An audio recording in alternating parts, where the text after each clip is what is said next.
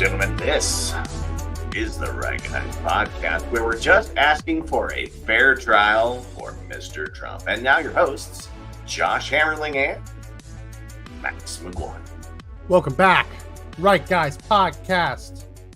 My name is Max McGuire here with Mr. Producer Josh Hammerling. Apologies.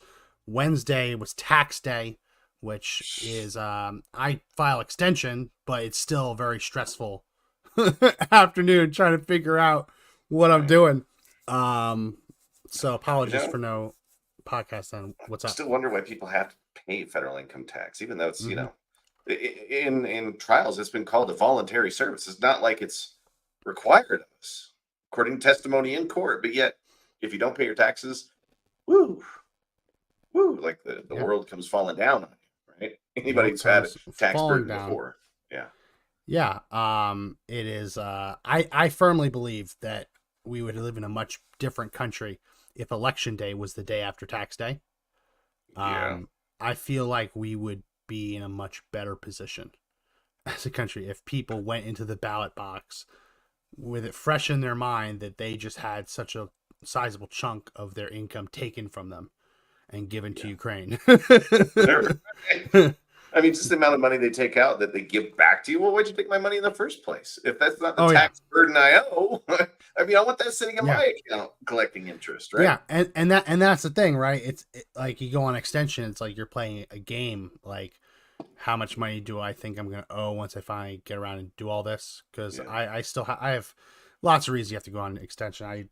There's paperwork I don't get until halfway through the year. I'm there too. But I'm looking into it and I'm like, okay, let's say for every $1,000 I don't send in, if I'm charged a penalty and I have to pay that $1,000 in September or whatever, the penalty is like $40. So it's like, at that point, it's like, well, I'd rather keep the money and just pay the $40 if I have to pay it. Like, if it doesn't, like, so I'm so tired of overpaying and getting more back. So I paid a little less this year. Because based on last year, how much I got back, why give them a loan for a whole half a year? Because they're going to spend it. They're going to spend it. I mean, they're spending more than they're taking from us now. Like $1 trillion. What's the debt now? 30 trillion or something? 34, 35. Right. By the end of the year, it's going to be, close to 40-ish. I mean, that's... Yes. And a sizable chunk of that, a sizable chunk of all that money is going towards prosecuting Donald Trump. Obviously, in New York, that is a state case, but the state does receive resources from the federal government to try these kinds of cases, to investigate these kinds of cases. So your tax dollars, your federal tax dollars, even if you don't live in New York, are tied into this case one way or another. We knew going into this, Donald Trump was never going to get a jury of his peers. Even in Manhattan, where the average income is much higher than the rest of the country, there's not a jury of billionaires. So he's not truly going to get a jury of his peers. And Manhattan, a jurisdiction where I believe 85% of the voters voted for Joe Biden. Tough crowd. This is where you get into jury selection, voir dire, the process of weeding out jurors who are trying to hide their bias, who might not even know their bias yet, but you as a defense or as the prosecution believe that, hey, they won't help my case. In New York, each side gets 10 challenges they can just use at any point in time, and no questions asked. They technically have unlimited challenges for cause. But in order for it to be a for-cause challenge, the judge has to agree that that juror is too biased to be able to sit on a jury. Wow. So it shouldn't surprise you that the Trump team is having a hard time getting the Biden donor judge. Just so we're clear, the Biden donor in New York State, it is against the ethical rules for a judge to donate to a political campaign. Period. Full stop. This judge did. And it's not even a sizable amount of money. I think it was like peanuts. It was like $20 here, $20 there. Nothing actually It's not worth it. Why create this appearance of impartiality? Yeah. Right? Why create this appearance of bias to give $20 to a campaign that's going to spend $1 billion? Like what's the point? That's the thing, though, with some of these hardcore leftists. They'll wear that like a badge. It's going to get him promotions in his district, right? It pays to be a leftist in New York, local government, state government, you name it, right? Working with people, the people that the places you get to go and hang out, the parties you get to attend, right? Yeah. Why not? If he's carrying the water and he has no problem telling the world with it. That's if you could wear a little badge up here on the bench, you would. I think it's a message, right? Yes. It's a real message. So I want to go through some of these because there are leftists who are actively trying to sneak onto the Trump jury. Ooh, I'm shocked. This is literally happening. It is undeniable. I want to go through one of these. So one, right? we'll just do one of these right now, and we'll jump to the next one. Yeah. Not going to use names or anything because these people are now anonymous, but whatever. But they know the names in the court, right? So this is the situation where the jury is kept completely anonymous. The prosecution and the defense are given the name of the juror. So in order to get seated and get the questions, the voir dire process, the jury has to answer 2 questions. And I believe on the questionnaire, they're questions 34 and 42. They deal with basically, do you have such a strong feeling about Donald Trump that you can't be impartial? And then the next question is, do you think you can be impartial about all of this? Sure. If you answer that you don't think you can be unbiased, you're weeded out, right? So the only people that get the questions asked of them face to face are the people who have at least presented on this questionnaire that they think they can be a fair juror. So it's Trump's team's job to weed out the leftists hiding amongst them who are lying on a questionnaire, lying into a court. That should be a punishable crime, right? Right. As we'll see here, they're not getting prosecuted. Meanwhile, the prosecutor's their job really shouldn't be, but what they're doing is they're trying to weed out anyone who is a Trump supporter or might be a Trump supporter. So the prosecutor really should just be looking for fair, impartial people, but no, they're trying to weed out the Trump supporters. So when each side has 10 of these challenges in a jury pool that is at best 85% Biden, 15% Trump, you can see how just 100 people, I think they had 200 people called for as prospective jurors, right? So just though that statistics alone, if it really just goes down like that, you would expect somewhere around 170 people to be Biden voters and 30 people to be Trump voters, right? Wow, that's cost a lot of money just to go through that selection, all that time. Yes. Yeah, 200 hours. Oh my gosh. So the prosecution's goal is to get 20 of those Trump voters removed for cause, and then to use their 10 challenges to get rid of the last 10. That's their goal. Donald Trump only has 10 of his own personal challenges. So how, when you have a jury pool that you think could be at best 170 out of those 200 people are Biden voters, how do you choose which one to get out of there? Because let's say you look at someone and you say, "Oh wow, they're a raging leftist." You have one challenge left. You use it. The next person who sits down is even worse. Right. They're Right? So it's a real challenge. But so this is, I want to read one case of a juror who was questioned in the voir dire process and answered falsely. He lied on his form, saying that he didn't have any past animus, any bias against Trump. The Trump team took his name, went to his social media, and brought him a social media post and asked him to comment on it. Okay. And so I'll read this. So this was a social media post about the Trump travel ban.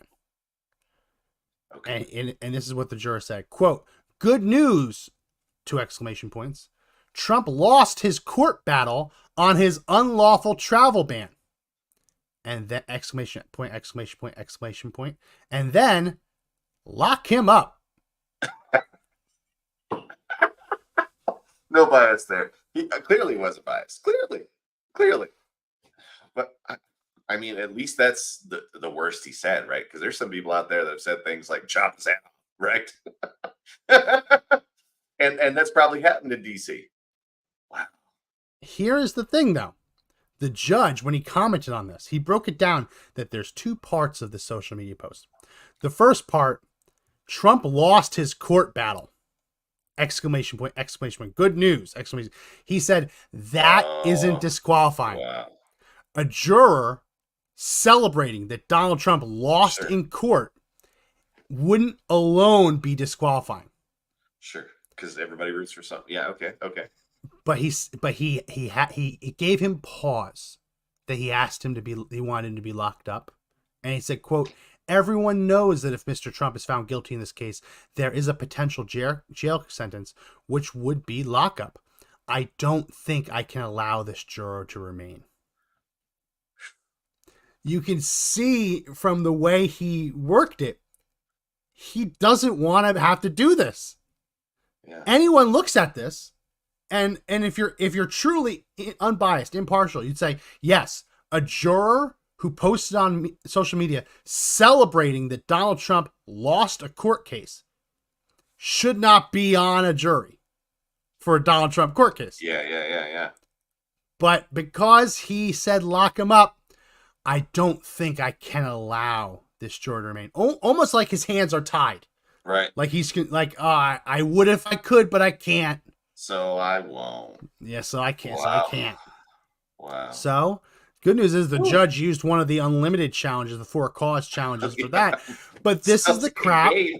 This is the crap that they have to weed through. These are people who answered under penalty of perjury, I don't have any bias. And when asked under oath, do you have a history of anti-Trump social media comments? The guy said no. So what's the penalty for that? That's perjury. Should be perjury. It should be perjuring himself. But nothing happens. They just slap or they just excuse him. It's over. The court recognizes it's done. They went through about 100 of these jurors yesterday. More than half of them were immediately disqualified for admitting that they're too biased to hear the case. Wow. Well, at least they said it. Yes. You know what I mean? Like, at least I don't like the dude. I can't be biased. Like, I would want that, but wow. Like, having the whole deck stacked against you before the game's even dealt, right? That's... Yes. It speaks to the jury pool, though, right? Yeah. This is the law of averages.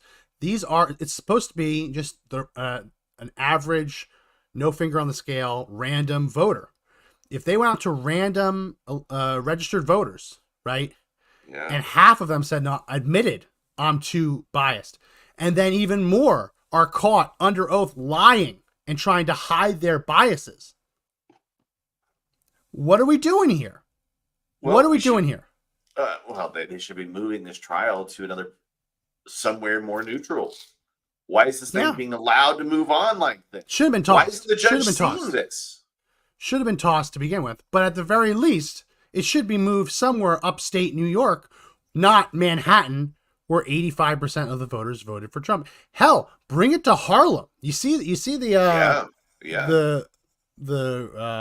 meeting, the gathering that Trump had in Harlem. He went to a bodega where a bodega owner was actually briefly charged with murder for stabbing someone who was trying to kill him. Trump went to that bodega, people in the streets chanting Trump, Trump, Trump, Trump, Trump. Why can't they be on the jury? No, it has to be Manhattan. It has to be the Manhattanites. I have a video of a juror who was dismissed. And I just want to show you a little bit of the bias that she went into this process with. And just be very cognizant of why she hates Donald Trump. Lots of people hate Donald Trump for lots of reasons, right? Sure. But in terms of I want to sneak on a jury and send into prison for the rest of my life, the reasons that she gives are going to be shocking. Here we go. Opinion of the former president and why you felt that you could be unbiased? I'm not a fan. During COVID-19, I lived with someone who was immunocompromised, and I think his handling of COVID-19 was abysmal. I have a sister who is adopted from China, and the comments he made about China when he was running for president made her very anxious, and therefore made me angry. She looks like she's about to explode on the inside. Wow. They asked her, why is it that you thought you could be unbiased? Biased, yeah. The unbiased, because she had said she could be unbiased. And she then goes into explain why she actually was biased, a little Freudian slip. Yeah. But the two things that come to mind is I don't like how Trump handled COVID-19. And I don't like that he criticized China. She has an adopted Chinese sister. That made the Chinese sister anxious, so that made her angry. These are the kind of people we're dealing with. These are the kind of people we're dealing with in this jury pool, Josh. Like, trying to hide their bias and get on a jury because they didn't like COVID-19 response and didn't like that Donald Trump, running for president of the United States of America, criticized China. That's what we're dealing with. The judge needs to see this because there's no way the man can get a fair she's trial. Out. She's out. He knows. I know, but still, but there's one that's in the magazine ready to pop out, man. It's just one goes down, the next weird leftist comes in. Oh my gosh, the game is already rigged before it's even played by virtue of just that. And when they do find good 10 candidates for Trump on that jury, they get popped, right? They're gone. And having somebody come up right on it's not a leftist come up. It's not just fair. They know it's not going to happen. This is a travesty of justice. You know Meanwhile, I want to put this one up on the screen. This is Inner City Inner City Press is a Twitter account that was really live tweeting this yesterday. I want to show you how the judge was treating anyone who just even remotely appeared to be conservative. Here we go. Seat number 10 admitted he has a fraternity brother who is a Republican elected official. There may be some unconscious bias growing up in Texas and having my friends be from Texas. I have some unconscious bias growing up Republican. The judge said, please approach. And he says, I appreciate your candor. We will have to excuse you at this time. So while Trump has to weed out the people who are saying, I want to lock him up, the judge is using one of their 4 cause challenges to get rid of a guy who his fault is that he grew up in Texas and he has a fraternity brother who is a Republican.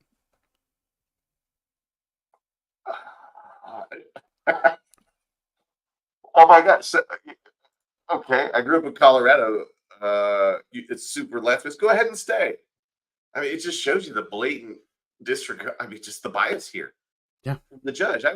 This is the judge doing this. And immediately just lets him go. He hears keywords, Republican Texas. You find the one guy in New York that is a MAGA, or he's not even MAGA. He's just from Texas. I grew up in Texas, so I support Republicans. We're gonna have to have you out of here. Meanwhile, there was another one. I don't have this one. This one shocked me. A prospective juror, who said she had no ill will feelings towards Trump, no real support or opposition to him as a political candidate. The Trump team found evidence that this juror, that she had marched in a 2020 Biden victory parade. The judge ruled that is not disqualifying because the juror said she thought she was marching in a parade to celebrate first responders. That's all it takes. Like I said, it's from Texas. He gets kicked out, but so you were in that parade? Great, you're fine. Yep. You're good. You're good. Here's your card. Join us. This will be fun. Yep. Oh my gosh. The judge I can only laugh at this. The judge has prohibited the Trump team from asking whether a juror is a Biden volunteer or a Biden staffer. Whoa. Like, pump the brakes on that one. Seriously? Why would that even... That was kicked out. They wanted that in the questionnaire, in the questions they're giving to them, to weed out Biden staffers. The judge said no. So it is possible that a Biden staffer could make it their way onto the jury if they answer the questions right and they have a squeaky clean social media. Yeah, this is the world we're living in. This is the world we're living in. It's insane. It's absolutely insanity. You know, and Trump keeps handling it by trying to get on the campaign trail as much as possible. You know, despite all of this being thrown at him, right? We got to start giving him a little bit of kudos for still being as resolute as he is. I mean, this is crazy. When you see them stacking it against you like that, how many people would break? You know, how many people would just bend and kiss the ring? Wow. And there was a moment during juror selection where Donald Trump, under his breath, muttered something, saying something to himself, saying something to his attorneys. Happens all the time. People, because the defendant wants to have a say in what they think. They'll whisper something. They'll say something quietly to their attorney. The judge immediately accused Trump of trying to intimidate a juror. Even though the judge said he couldn't hear what he said. The juror was 12 feet away, couldn't hear what he said. The fact that Donald Trump said anything and warned him that I will not accept jury intimidation. This is what Trump is dealing with. The judge saying he's not allowed to leave New York during this trial. He has to be there every day. Right? Technically, the right to be present in your jury trial is a right that belongs to the defendant.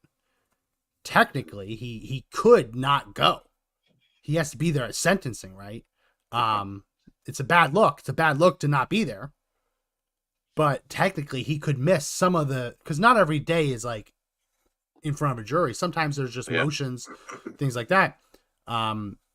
Judge says he can't go campaign. So right there, weeks where he's going to be blocked from campaigning outside of New York. That's election interference. And now there's this big fight over whether Donald Trump is going to be allowed to attend his own son, Barron Trump's high school graduation. I know. Isn't that crazy? Like a once in a lifetime. Judge can't commit to that. Judge can't commit to that. He's not a flight risk. The man's running for president of the freaking United States. He's Secret Service protection.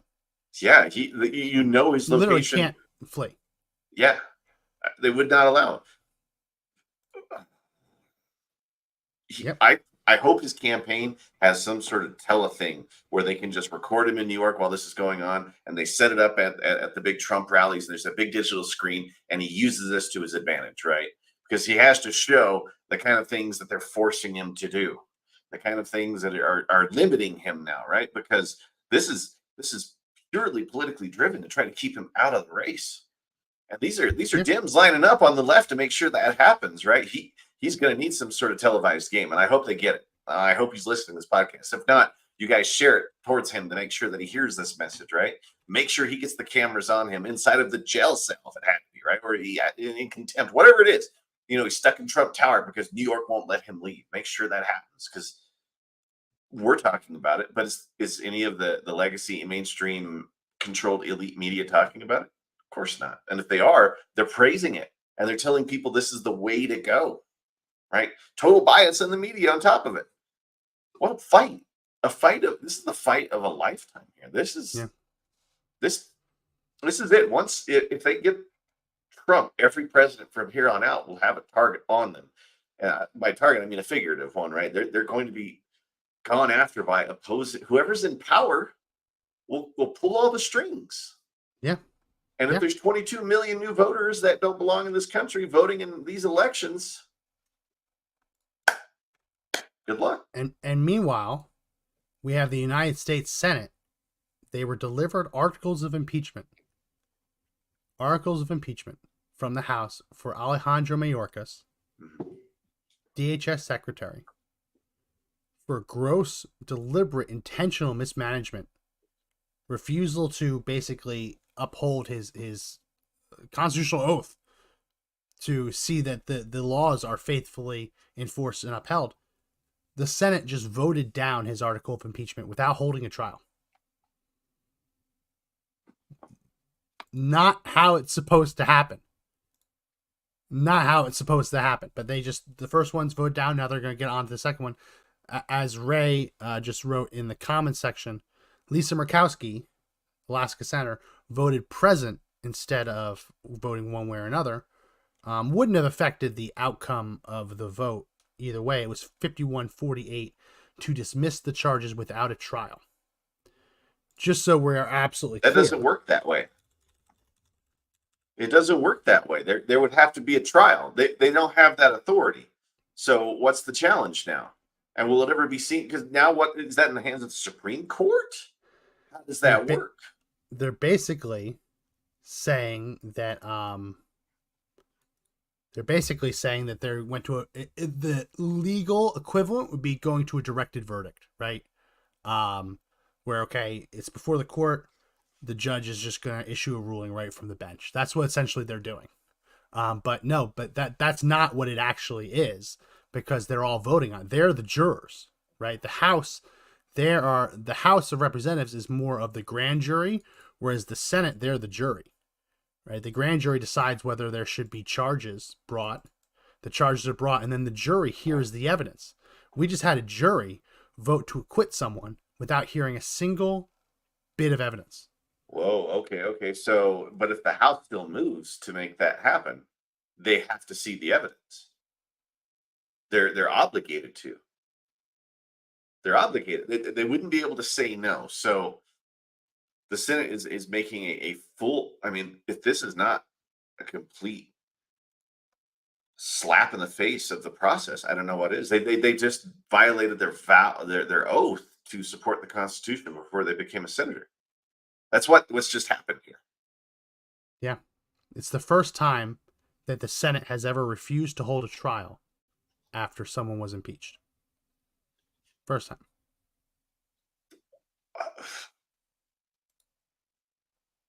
But the House has compelled them to do so. They have to do it.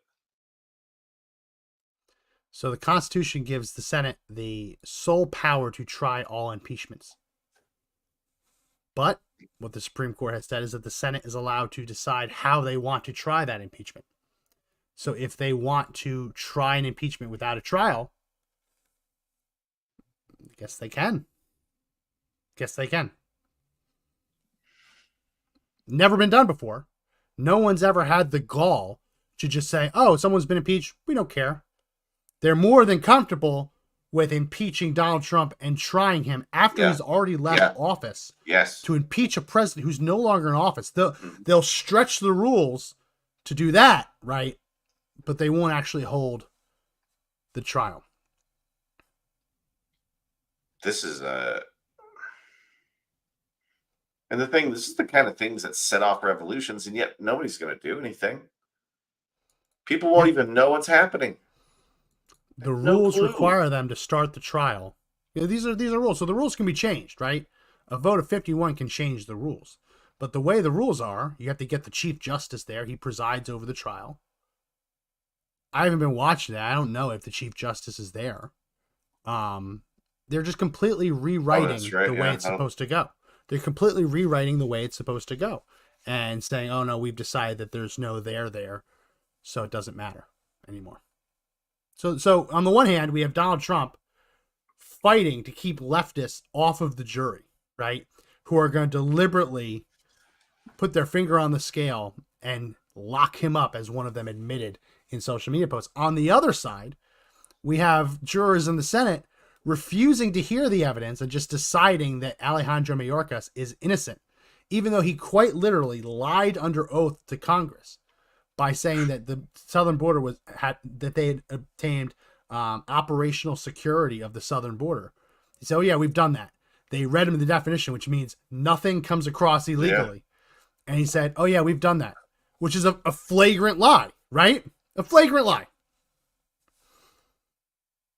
Yeah. So I mean, I just don't think it's our country anymore. That's just what's happened here. They you know,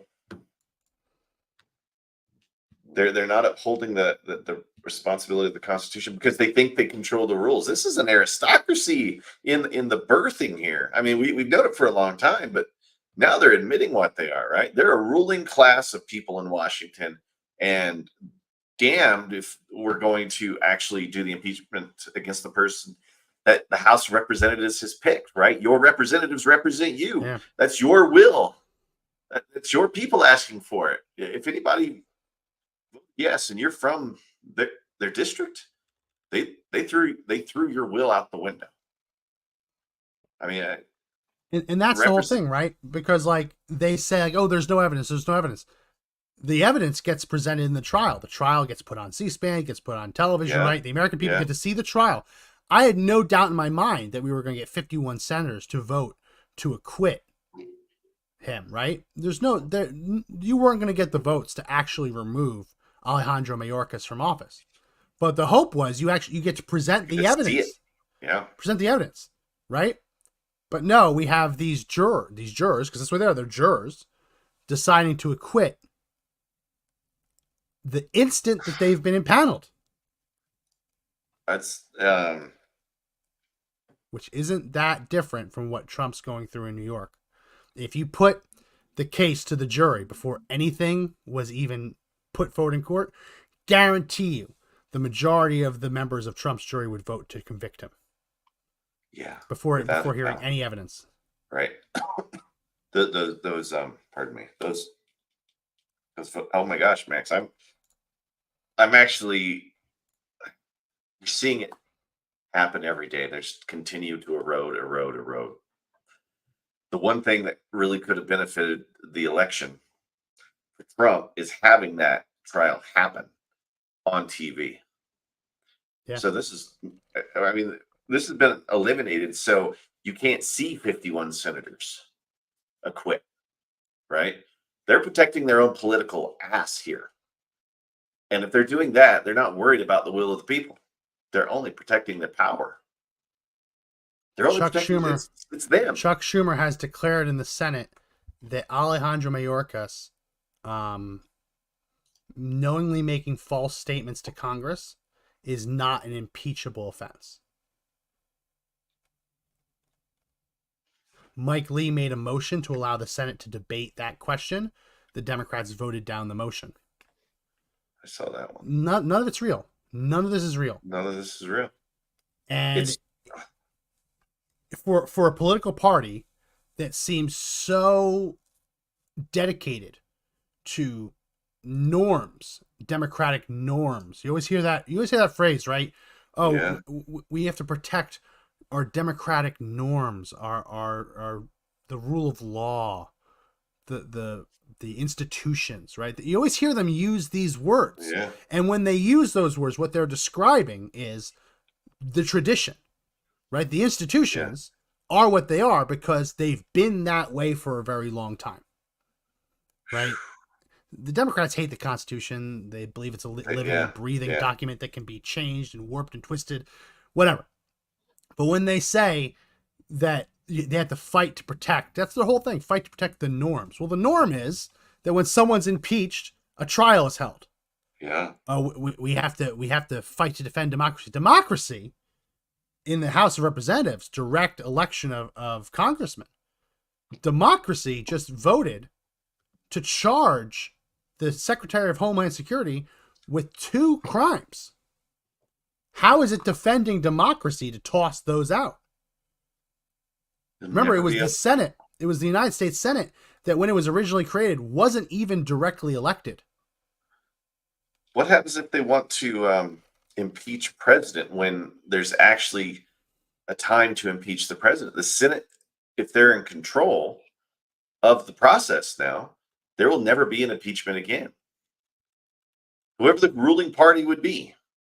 And I'm not using the word representative party anymore. It's the ruling party because now they're acting as a king. They're acting as a group of individuals wielding power. Yeah. I mean, there's nothing. the Constitution, according to them, has no bearing on their actions. They're it's time. There's things I want to say, but we're probably being listened to because of the whole weird world that we live in, right? We don't want FBI agents at our door, the Secret Service coming after us. Yeah. Oh my gosh. No, it's it'll never happen again. It never will. And if I speak out, are they coming for me? Are they listening to this? Are they going to arrest us now? Remember that they have a database of this. Remember? Yeah. They're all in the database. They're listening. Oh yeah. They may have some AI focused on all these programs going out, gobbling it all up, putting it all in database. There's a dossier on every one of us who's ever listened to this show or anything like it, right? Yeah. No. Ray said in the comment section, we need the public to destroy the Senate Democrats in red states. Yeah. What we need is a very simple thing. Look at, I forget all the states that there are. I believe Ohio is one Democrat that's up for re-election. We need to go into these states, and there needs to be an ad campaign explaining, look at all of the crime, all of the public dollars being put towards illegal aliens. This man, Alejandro Mayorkas, is responsible. Your congressman voted to hold him responsible, but your senator voted to let him off the hook. That doesn't make you mad. I don't know what does. Immigration, the border crisis is the top issue. That and inflation, top issue. I argue that they're interlinked. Yeah. If you're having a hard time finding affordable housing, the reason for that is Joe Biden brought in over 7 million illegal aliens that need housing. Right? There's no way around that. Yeah, double that number. Let's double that number. Well, that's the part that he brought in and resettled. Right? Not including the gotaways, the people who snuck in that they didn't catch. But just looking at those, we didn't build 7 million new houses for these people. We didn't build 7 million new apartments. No, we put them in schools. Oh, sorry, neighborhood, your children don't have school anymore. We're going to put them in schools. We put them in rec centers. Oh, sorry, neighborhood kids, you no longer have an outlet, an athletic outlet for team sports. Go figure out what else is available. Oh, yeah, it's gang life. Good luck. This is true. I believe the big one is in Long Island, where they had a rec center that was turned into a migrant resettlement community, and now there's stabbings there, there are shootings, and this neighborhood's like, wait a minute, this was basically our YMCA. Why did you take our YMCA? No, it wasn't literally, but why do you take our community rec center that all of our kids rely on for athletic opportunities, for socialization, keeping them off the streets, out of gangs, out of bad behavior? Why did you take this good thing in our community and turn it into a drug den where there are shootings and stabbings? Why did you do this? Yeah, there was nothing positive that happened here. What? I think just recently, we're talking about losing services and losing stuff. In Denver, they're going to cut $8 million from the police force to help house migrants. So now there's $8 million less in police officers out there right now. Or at least it's going to be coming. So not only are there more people and there's more crime, there's now less police to deal with societal problems. That's essentially what police do, right? They keep the order, right? And if there's nobody keeping the order, who is keeping the order? Who's in charge of the order? Yeah. And it's not us. No, it's not. And it is disgusting that it is undisputed that these migrant resettlement camps lead to crime, lead to drugs, lead to bad stuff. These neighborhoods don't want this. Yeah. Right?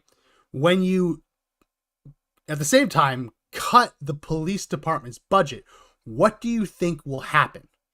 What does anyone think will happen from this? They say, oh, well, the average illegal alien, the average undocumented migrant is more law-abiding than the average American citizen.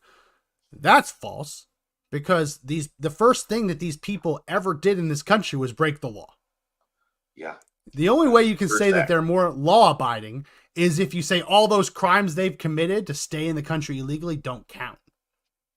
Don't But count. Max, they're just taking the jobs we don't want, remember? They're just taking the jobs we don't want. They're taking the homes we don't want. They're taking the money that we apparently don't want, right? It's the biggest. Throw the book up. Throw the book up. I'm looking at it. I Throw want to the make sure book up. I want to make sure I get the right quote. Because they're The sucking right statistic. everything up. They're like a black hole vacuum that's just sucking up resources.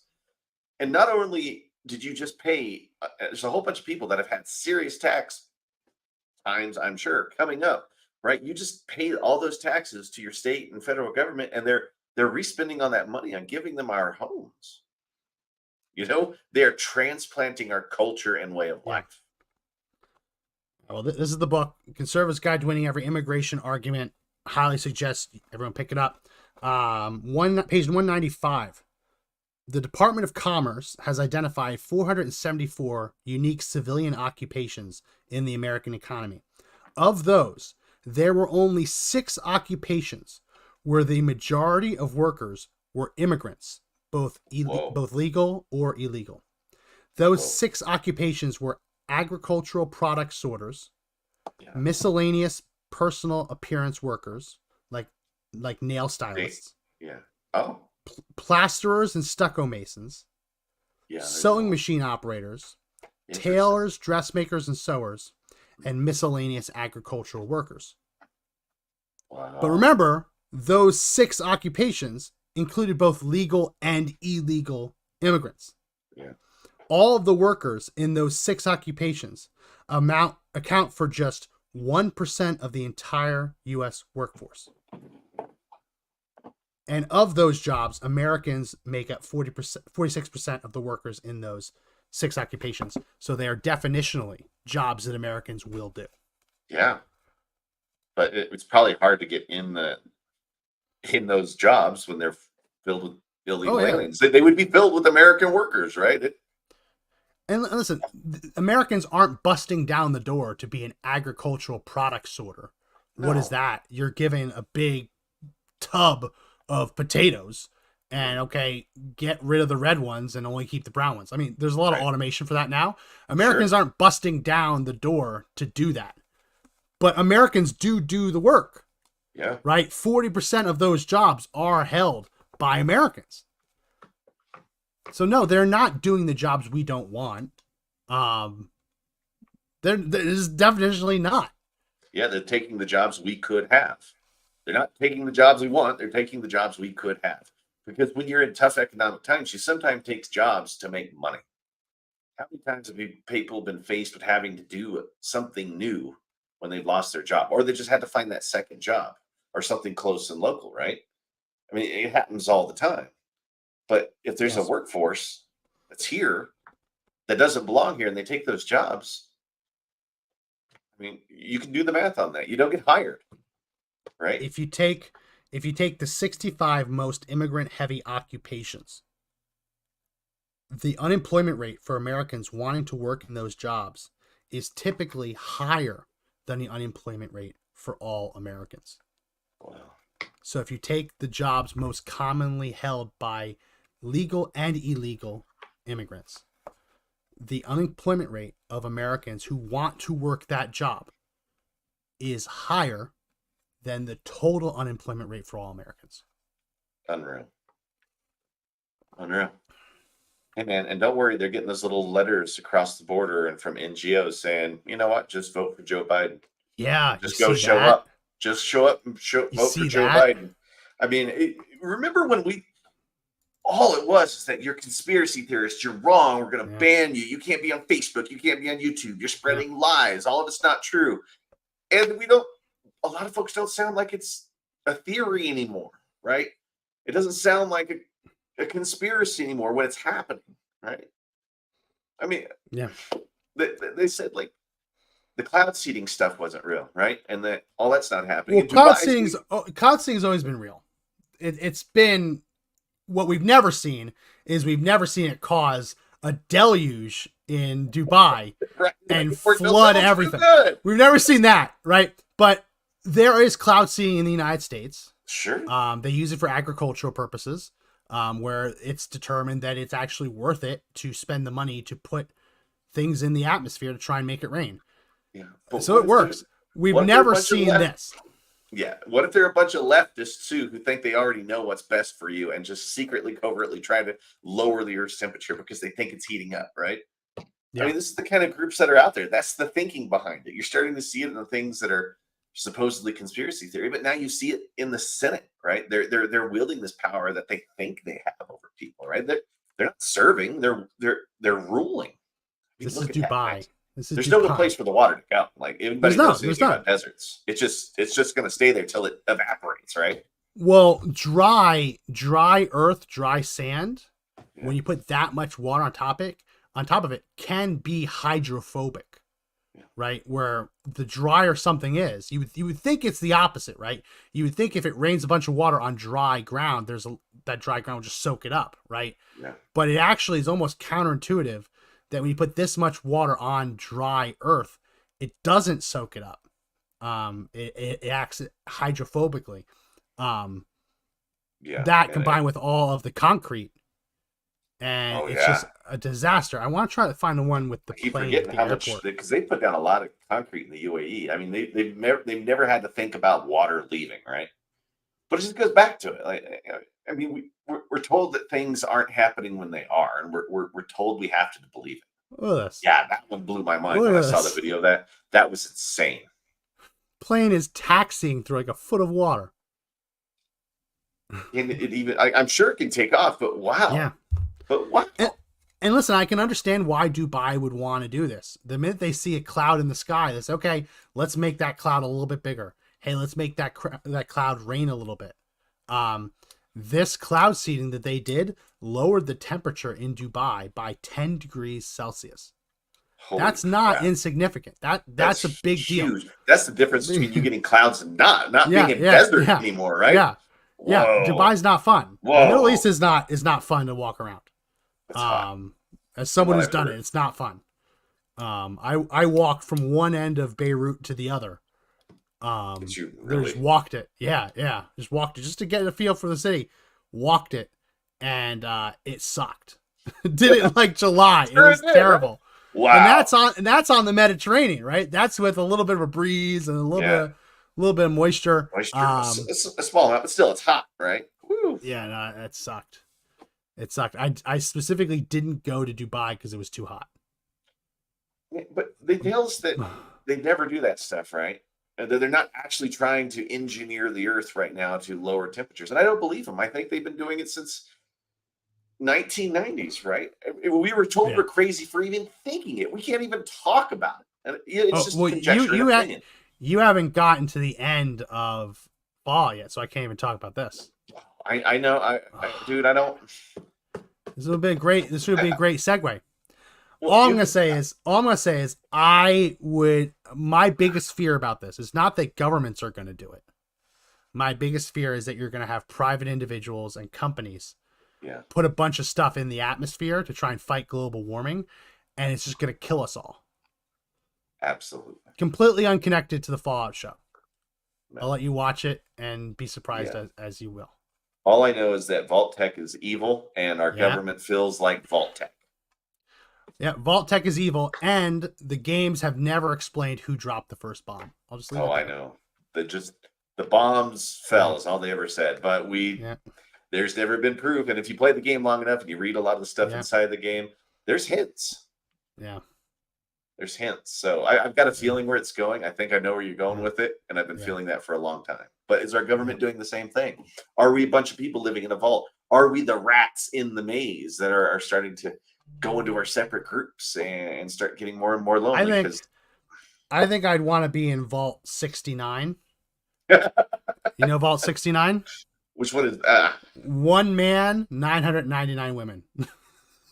Is that okay? Oh my god! Because anyone who doesn't know this game, this show, they had these fallout shelters designed to help humanity survive nuclear war, and the company was so evil that they didn't actually do that. They used them to conduct long-term experiments on people in these fallout shelters. So one of the experiments was what happens if we put one guy in a fallout shelter with 999 women? Yeah. Okay, go. Flip side, they also had one vault in the lore of one woman, 999 men. Good Lord. That would probably they do. really suck. Because even in the game, they're responsible for making all the animals that were in the wasteland in Fallout 4. You learn that piece. And it's like, well, why is Vault Tech making all the animals in the wasteland? Yeah. And I can't wait for the evil companies. Yeah. And they'll do it. They'll do it. I'm worried about them saying, oh, actually, our research says we're going to put a bunch of sulfur in the atmosphere that's going to reflect the sunlight away from Earth, because they're talking about it. Companies are talking about this. The minute you get Jeff Bezos on board with, I forget his company, the Blue whatever, you get him on board, and he's like, okay, yeah, I'll put all these chemicals in the atmosphere. They can do it without the government.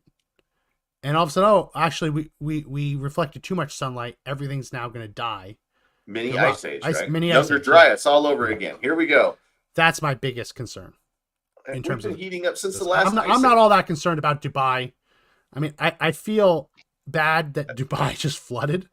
It feels prophetic. It sucks. Right? It feels like it sucks. The desert is suddenly experiencing horrible storms, right? I mean, if you read their revelations, things like this start to happen, right? Horrible weather. Things are going bad, you know? And then CERN, I don't know. There's so much I could go into that's probably off topic, but it's these groups have just been putting money into stuff that's just been enslaving us and getting rid of the American way of life and throwing everything we've known about the Constitution out the window. And we knew it was coming. We see it every day, and we haven't done anything about it. We talk about it. Yeah. No, I'm worried. The CERN stuff, you read like, oh, there's a 0.001% chance we create a black hole that sucks up the Earth. If you've seen Oppenheimer, the joke throughout the whole movie Oppenheimer is there is a near zero chance that we ignite the atmosphere and everything dies. And they're like, what do you mean near zero? So, oh, it's near zero. And at the beginning, it's like unacceptable. It needs to be zero. As you get towards the end, Oppenheimer's like, nah, it's near zero. We're just going to do it. Right? That to me is the biggest risk. But I mean, what you see with Dubai is that the idea of there being drought, we could fix drought with money, right? Because they do it. They make it rain. They could make it rain. Then the question is, well, then we just sit by and let everyone else have a drought.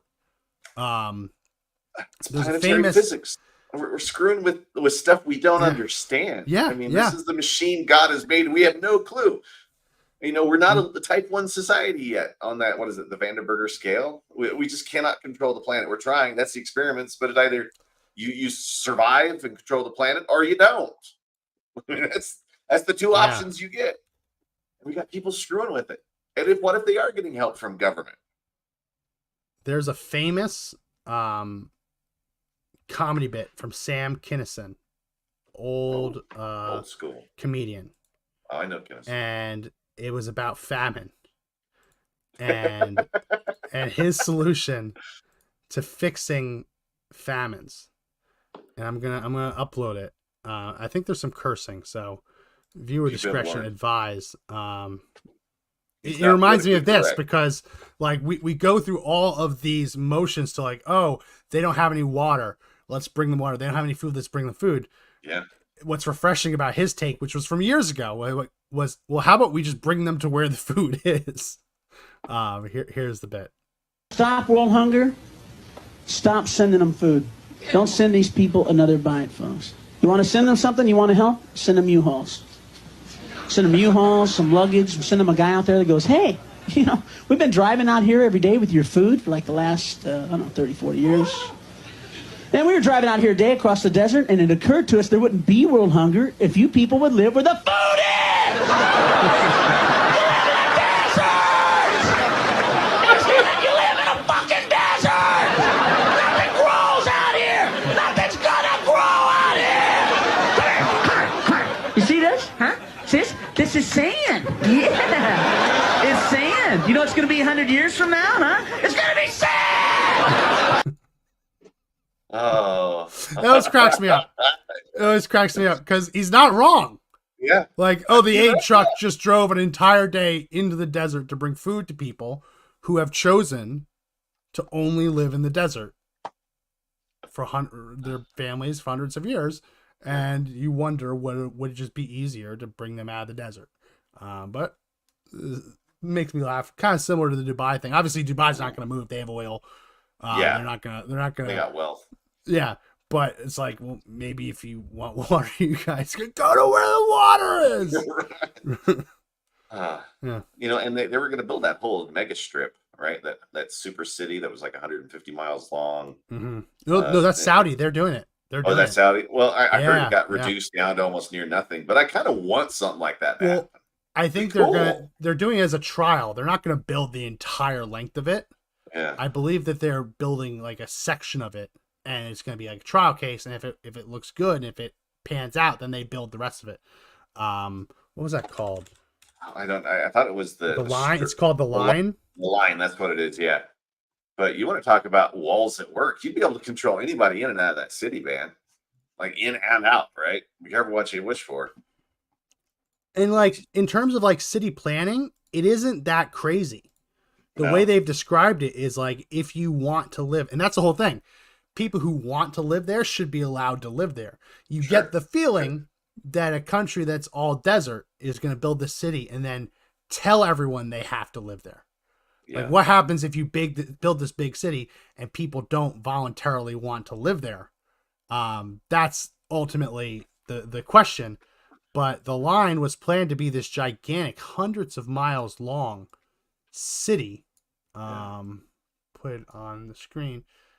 And the goal of it is that when you live in this section of the city, you could get everything you need.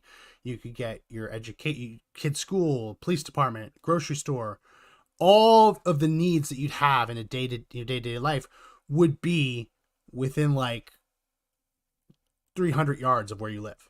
Sure. Like within half a kilometer of where you live. So it's all walking distance to get stuff. Where you wouldn't have to travel tens of miles away to this or that, all covered in solar. It's a cool idea. You get the impression though that it wouldn't be voluntary. Yeah, like it either turns into a prison or a paradise or a mix of the two, right? Yeah. Because when you've got that much wealth in there, and imagine like all the things that you would learn from people in a society like that, living in a line. It's crazy. That's the world we live in, man. And we're told we're crazy for believing in stuff that's coming true. And it's been that way for a while. But you don't believe your eyes, don't believe your ears. It's not happening. Just continue to pay your taxes and let us spend the money that you don't have. And don't pay attention to the fact that there are literally leftists sneaking onto the Trump jury. Pay no attention to that. We support democracy, except for democratically elected congressmen and women voting to impeach a perjurer, someone who lied under oath to Congress. Then no, we're not going to do. We're going to toss those out. No, it's we live in a bizarre world. We do, and at least last week they gave themselves immunity from FISA. So at least we covered that. So FISA will be applied to everyone except for them. That same group of people who think they can control impeachments now. Woo! Yeah. Sounds like a lot of powers being concentrated there in good old DC gang. So make good choices with your votes. We are out of time. Covered a lot today. Made a lot of memories. We laughed, we cried. If you like the podcast, subscribe. Links down below. If you're watching on Twitter, we go live on Rumble, on YouTube. So check us out there, Right Guys Podcast. We also have the audio edition of the podcast. You can find it everywhere audio podcasts are. Check that out if you want to listen during your commute, during your drive. We try and make it as easy as possible. All right, that's it for this edition. My name is Max McGuire. I'm Josh Hammerling. Remember, everyone, the fight to take back the country, as we show, it's not over yet. The only way we win is if we all stand up and fight together. See you next time. See ya.